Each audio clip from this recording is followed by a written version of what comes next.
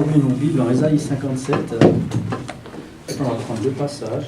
On peut lire déjà le verset 14. On dira: frayez, frayez, préparez le chemin. Enlevez tout obstacle du chemin de mon peuple, car ainsi parle le Très-Haut, dont la demeure est éternelle et dont le nom est saint. J'habite dans les lieux élevés et dans la sainteté, mais je suis avec l'homme contrit et humilié, afin de ranimer les esprits humiliés, afin de ranimer les cœurs contrits.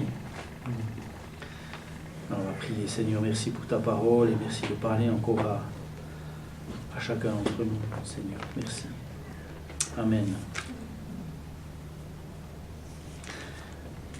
En ce moment, on parle beaucoup de la présence de Dieu. On a vu que la crainte de Dieu, c'était quelque chose qui était important. Et on parlera peut-être pas aujourd'hui, mais une autre fois aussi, il y a quelque chose qui est très important qui va avec la crainte de Dieu, c'est l'humilité. Et on verra ce que c'est que la vraie humilité. Peut-être j'en ai déjà parlé, mais c'est bien sûr pour en reparler.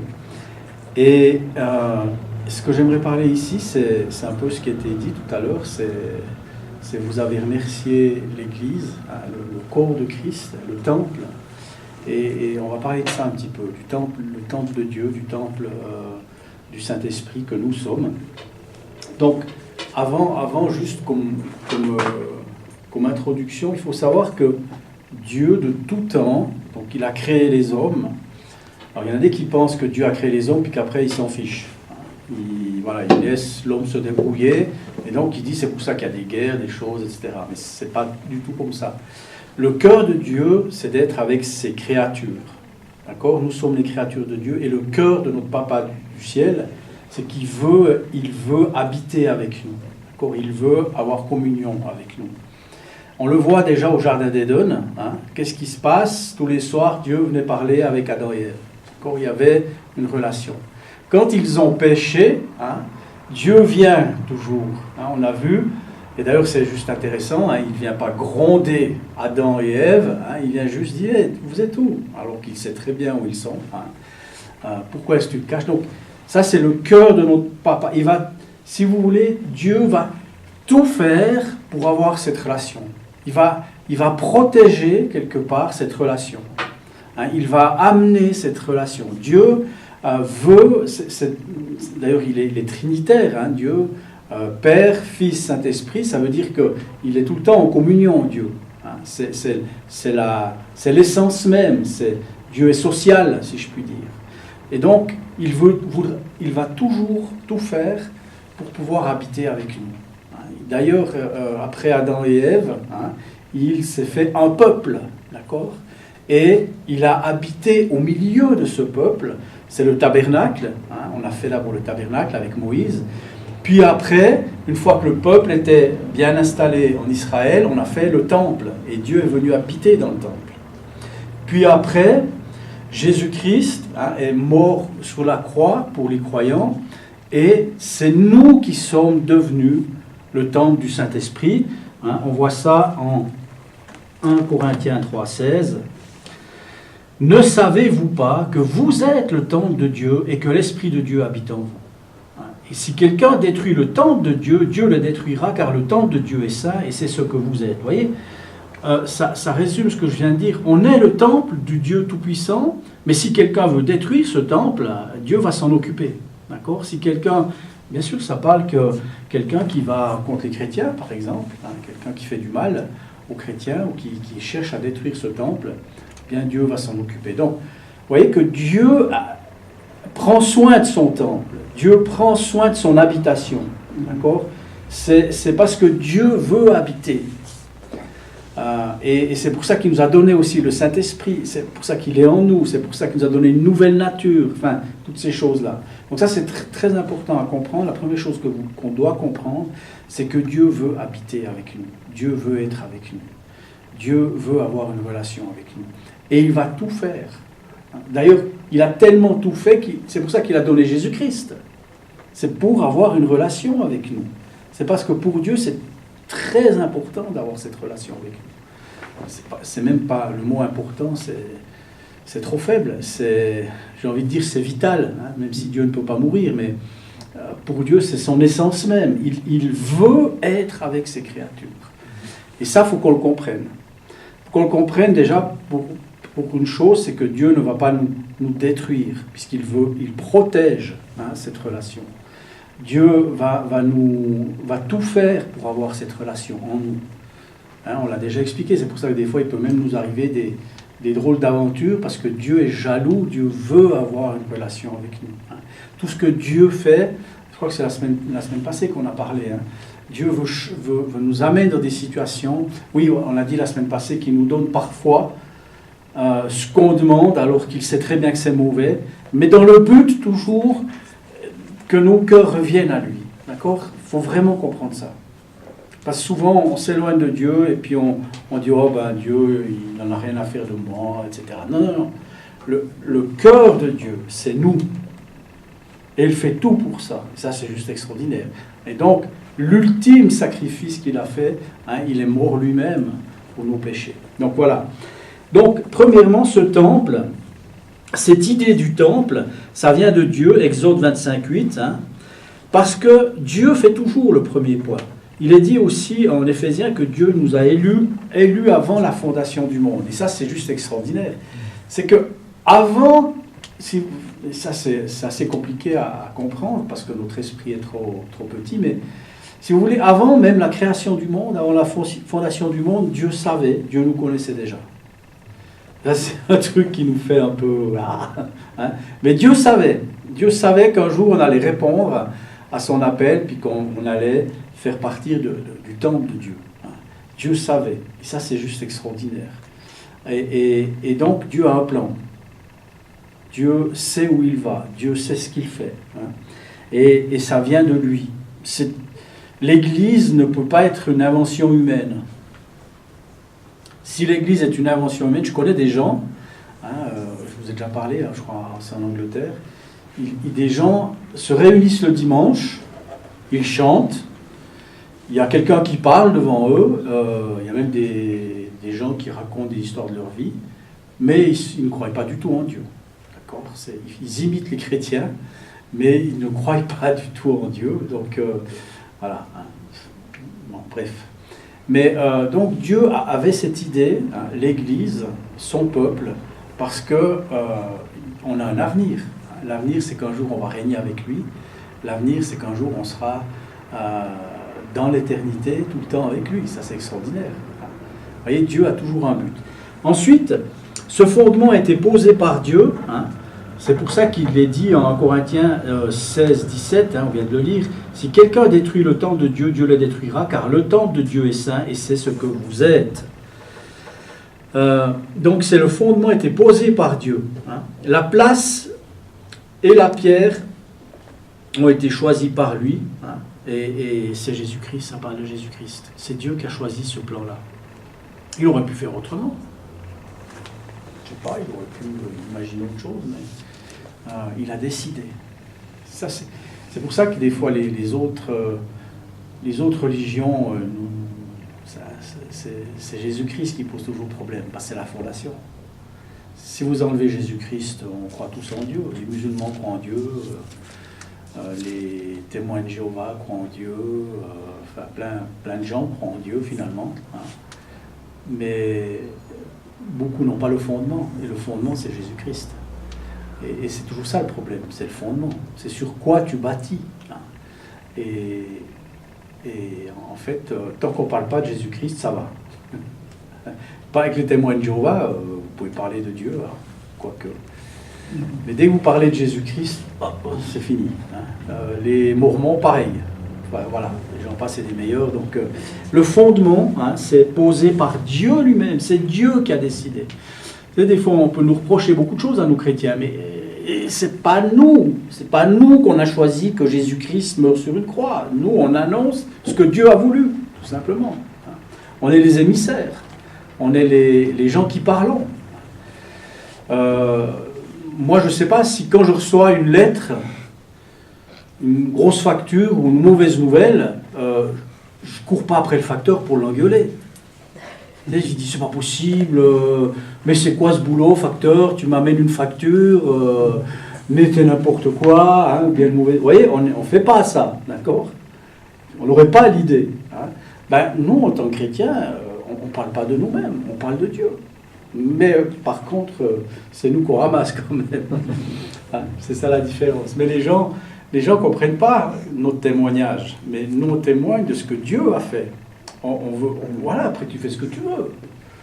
Voilà. Moi, je te donne la nouvelle, je suis le facteur. Hein, et c'est une bonne image, ça. On peut dire aux gens, attends, tu m'en veux, mais quand le facteur t'apporte quelque chose, tu cherches pas à le tuer quand même. Ça, c'est une bonne image. Ok.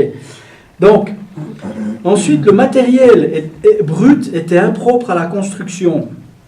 Hein, on va lire en Corinthiens 6, 19. Voilà. Ne savez-vous pas, j'aime bien Paul, il dit souvent, ne savez-vous pas, que les injustes n'hériteront point le royaume de Dieu. Ne vous y trompez pas, ni les débauchés, ni les idolâtres, ni les adultères, ni les efféminés, ni les homosexuels, ni les voleurs, ni les cupides, ni les ivrognes, ni les outrageux, ni les ravisseurs n'hériteront le royaume de Dieu. Et c'est là ce que vous étiez, quelques-uns d'entre vous, d'accord? Mais vous avez été lavés, mais vous avez été sanctifiés, mais vous avez été justifiés au nom du Seigneur Jésus-Christ et par l'Esprit de notre Dieu. Voilà, il dit ici, au départ, on n'est pas fait pour faire partie du temple de Dieu, au départ. Parce qu'il explique, hein, idolâtre, machin, etc.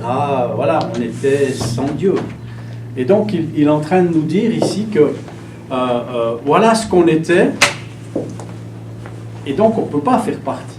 J'aime bien parce que moi je pense qu'un des mots les plus importants dans la parole de Dieu, c'est le mot « mais ». Hein, mais. Ok, on était comme ça, ok, on était méchants, ok, on était voleurs, ok. Mais Dieu est venu, hein, et il nous a lavés, mais vous avez été sanctifiés, mais vous avez été justifiés. Donc, impropre à la construction. Donc on parle de la construction du temple, bien évidemment. D'autres matériaux pour ce temple du temps de Salomon avaient été gagnés à la guerre. C'est en Chronique 26-27. Et nous aussi, quelque part, hein, en tant que croyants, il y a une guerre. Hein, le Satan, il ne veut pas que nous, on appartienne à Jésus-Christ. Donc il y a une guerre. Et on est des prises de guerre, si vous voulez. C'est la grâce qui nous a pris. C'est la grâce qui nous a amenés dans le camp de Jésus-Christ. Et toute pensée doit être amenée captive à l'obéissance de Christ. Bien sûr, une fois qu'on est né de nouveau, il y a toujours une guerre en nous. Tu le disais si bien, des fois, voilà, hein, il y a cette guerre. Et c'est ça, nous sommes en guerre, nous sommes une prise de guerre, si je puis dire. Hein. Et c'est ça qui fait qu'on peut construire le temple. Ensuite, le point suivant, il y avait une grande variété de matériaux. Or, argent, airain, fer, bois, pierre. Des matériaux de toutes sortes. Ben, c'est l'Église. On est tous différents. Et j'aime vraiment la diversité du corps de Christ. Ici, particulièrement dans nos régions, hein, mais on est différents. Nationalités différentes, langues différentes, âges différents, vies différentes, hein, des pas mariés, des mariés, des grands-papas, etc. Donc, voilà. Mais c'est le corps de Christ. Et c'est ce qui fait la beauté du corps de Christ. Vous savez, moi, je suis absolument contre les églises ethniques. C'est-à-dire une église où vous avez que des Africains, une église où vous avez que des Sud-Américains, pour dire. Hein, puis même certains, c'est encore plus réduit, c'est de certains pays. Je trouve que c'est dommage. Ça, c'est pas le cœur de Dieu. C'est vraiment la diversité. On a tous à apporter. Moi, je ne sais pas si vous êtes déjà allé en Afrique. Ceux qui sont déjà allés en Afrique, quand vous allez dans une église, la louange, c'est de la folie. Ils dansent. L'offrande, c'est encore pire, l'offrande. J'ai eu l'occasion de prêcher, il y avait à peu près 1000 personnes, c'était au Togo. Ben, l'offrande, ça se fait pas en 5 minutes, hein. Parce que tout le monde vient poser son offrande devant en dansant. Vous voyez le truc? Et les gens descendent par rang, ils sont là. Et tous, qui mettent quelque chose ou pas, hein, c'est la grande fête. Et c'est très... voilà. Mais ça, c'est la diversité du corps de Christ. Hein, on a tous à apprendre. Peut-être que les Africains vont apprendre on va prendre des Suisses dans une certaine forme de rigueur, hein, comment est-ce qu'on on tient à l'église, comment est-ce qu'on fait, et puis les Suisses on va prendre une certaine... de temps en temps, il faut se laisser aller, quoi. C'est l'Esprit de Dieu, c'est l'Esprit de Dieu. Donc on est tous différents. Et pour construire ce temple, Dieu a besoin de tout le monde. Vous savez, on n'a pas tous les mêmes dents, heureusement. Heureusement, imaginez, hein, si on était tous pareils. Vous imaginez, le jour où Dieu nous donne une nouvelle nature, on devient tous les mêmes. Les mêmes têtes, en plus on nous reconnaîtrait dans la rue. Hein. Ah voilà, chrétien, on est tous la même tête. Quoique des fois, hein, c'est une blague. Il fut un temps où certains chrétiens étaient tellement tristes qu'on savait que... Puis l'habillement aussi, on savait à l'avance qu'ils étaient chrétiens. Mais bref. Mais non, Dieu aime la diversité. D'accord, Dieu aime... Voilà, on est tous différents. Amen. Hein? Amen, heureusement. Ensuite, les pierres étaient préparées d'avance. Hein? C'est un roi 6-7. Et j'aime ça. Nous aussi, Dieu nous prépare. Dieu nous prépare. Et ça, la Bible dit qu'on est des pierres vivantes. C'est un Pierre 2,5. On est des pierres vivantes. Dieu nous prépare. Dieu, vous savez, quand ils construisaient le temple, donc de Salomon, les pierres, elles devaient être taillées à l'extérieur, parce qu'il ne fallait qu'il n'y ait aucun bruit, aucun coup de ciseaux à l'intérieur du temple. Vous voyez le boulot, hein, c'est pas comme maintenant. Maintenant, ils ont des scies, ils scient les pierres bien droites ou les moulent. Mais à l'époque, il fallait tailler, d'accord ? Il fallait que les pierres correspondent. Vous voyez tout le travail. Mais tu amènes une pierre, oh mince, elle ne va pas. Tu ne peux pas prendre le burin et commencer à taper pour la tailler. Impossible. Ça se faisait à l'extérieur, d'accord ? Parce que Dieu, c'est Dieu qui nous prépare avant. C'est Dieu qui fait que ça nous parle de... Ça nous parle aussi de... Maintenant, Dieu nous taille pour qu'après, hein, on soit dans sa présence. Parce qu'une fois qu'on sera dans sa présence, on ne va plus être taillé, on ne va plus être formé. C'est maintenant qu'on est formé. Ça, c'est juste une image extraordinaire. Donc, elles étaient coordonnées les unes avec les autres, c'est ce que je viens de vous dire. Hein. De même, nous sommes aussi édifiés pour être une habitation de Dieu, tous un en Jésus-Christ, parce que Dieu veut que nous soyons un, Dieu veut que nous soyons à sa ressemblance. Ensuite, le temple était édifié d'après un modèle divin. Hein. Ben, c'est Dieu qui fait ça, il sait comment faire. Et les croyants naissent de nouveau d'après l'image de Christ. Hein. Il est dit dans la parole de Dieu, tel il est, tel nous sommes aussi. Et ça, c'est extraordinaire. On a reçu la même image que Christ. J'aime ce passage qui dit, tel il est, tel nous sommes. Ensuite, pourquoi ce temple ? Alors, premièrement, pour habiter, parce que Dieu veut habiter en nous. On n'est pas seulement sauvé pour être sauvé, mais Dieu veut qu'on forme une maison spirituelle. Dieu veut habiter. Où est-ce qu'on peut voir Dieu aujourd'hui ? C'est que dans les églises, la maison de Dieu, là où les gens sont nés de nouveau, il n'y a que là qu'on peut voir Dieu. On peut le voir dans la nature, bien sûr, mais sinon, qui montre Dieu ? Comment est-ce qu'on peut voir Dieu ? C'est nous qu'on montre Dieu. C'est un lieu où Dieu marchait. De même que Dieu marchait dans le tabernacle autrefois, il désire dans sa grâce marcher au milieu de son peuple. Nous sommes le temple du Dieu vivant. J'habiterai, je marcherai au milieu d'eux. Et ça, je l'ai dit en introduction, Dieu veut habiter en nous, parce qu'il veut avoir une relation. Vous savez, c'est ça qui est extraordinaire, c'est ça qui va faire la différence dans nos vies. C'est Dieu en nous. C'est ça qui fait la différence. C'est pas ce que nous on fait. Ce qui fait la différence, c'est ce qu'il y a à l'intérieur. C'est pas ce qu'on peut montrer. Et ça, c'est extraordinaire. C'est un lieu de sainteté. Psaume 93, 5. Si la sainteté convient à la maison de Dieu, elle convient certainement aussi à ces saints dans lesquels il demeure. Vous serez saints car je suis saint. Alors, je rappelle la sainteté, ce que ça veut dire, parce que des fois, on croit que être saint, c'est être parfait, beau, gentil, sans péché, sans problème. Être saint, ça veut dire être mis à part. D'accord ? L'origine du mot saint, c'est être mis à part. C'est pour ça qu'on est saint, parce qu'on est mis à part. Après, vous me dites, oui, mais bon, saint... alors effectivement, il y a différentes étapes de sainteté. Il y a la sainteté, comment Dieu nous voit. Dieu nous voit comment, d'après vous? Une petite question. Pur, sans tache. Voilà. Il nous voit sale, non. Il nous voit pur, sans tache. Parce qu'il nous voit au travers de Jésus-Christ. Ça, c'est ce qu'on appelle la sainteté positionnelle. C'est comme Dieu me voit. Après, il y a la sainteté, je n'ai plus le mot, mais je vais dire ponctuelle. C'est comment je marche. Comment ça se passe vraiment.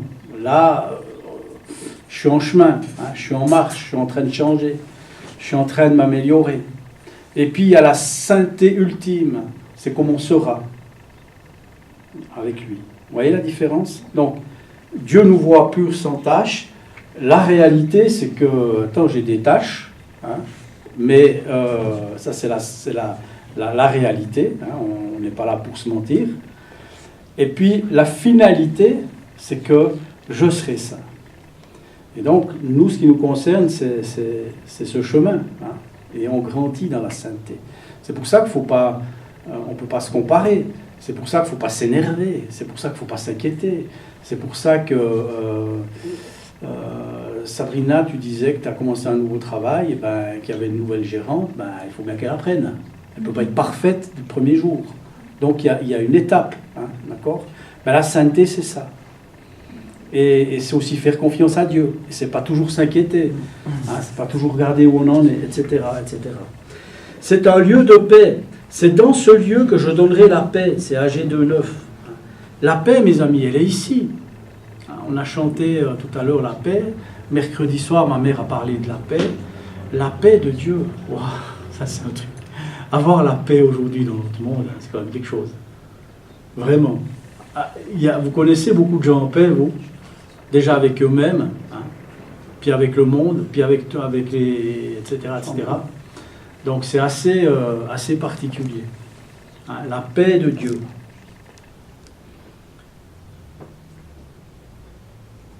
Donc c'est un lieu de paix. C'est un lieu de force et de beauté. Psaume 96, 6.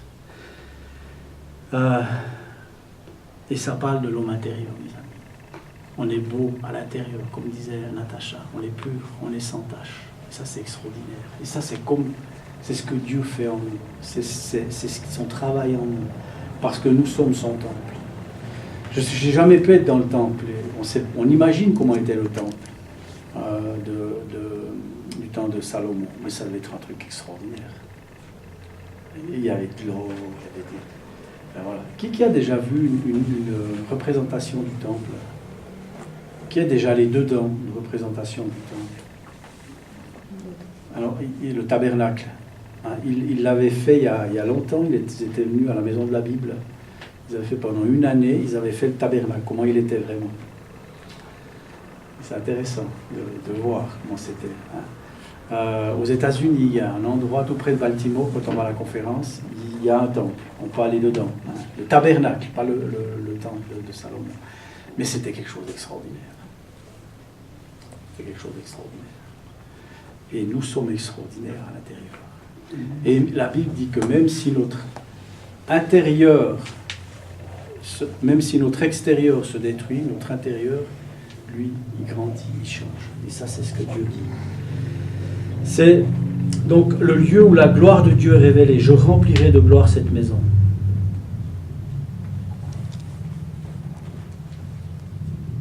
On est glorieux. Dieu, on peut voir Dieu en nous. Et enfin, je vais terminer. Lorsque ce temple était achevé, j'aime ça, Dieu est venu habiter. Lorsque le temple était achevé, Dieu est venu habiter. Et qu'est-ce qui s'est passé? C'est 2 Chroniques 7.1. Quand le temple a été terminé, du temps de Salomon, tout est prêt, il y a Dieu qui est venu habiter dans le temple. Il n'y a plus rien, les sacrificateurs ne pouvaient pas rester dans le temple.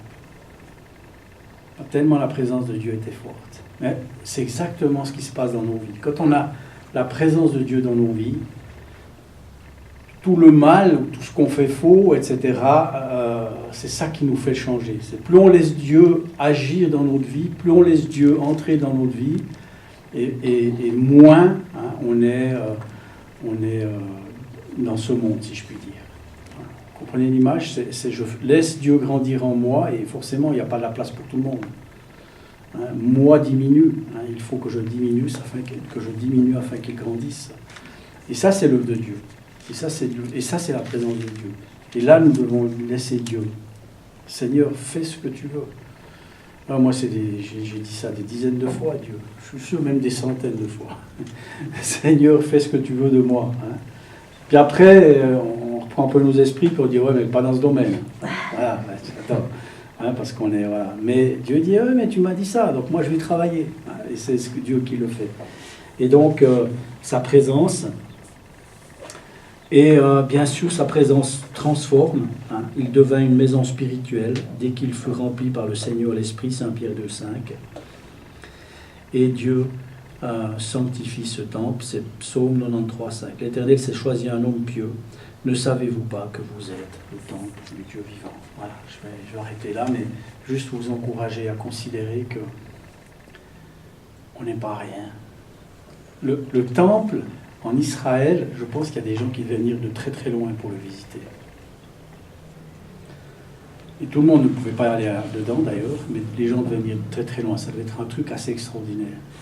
Ben, c'est nous ça. On est le temple du Dieu vivant. On est des gens extraordinaires. Nous sommes l'habitation du Dieu vivant. Si les gens veulent voir Dieu, il faut qu'ils viennent nous voir nous. C'est la seule façon de voir Dieu dans ce monde, c'est au travers de nous. Vous imaginez ça? La responsabilité, entre guillemets, qu'on a. On est responsable de ce qu'on fait, de comment on présente Jésus-Christ. Et ça, c'est juste extraordinaire. Amen. Amen.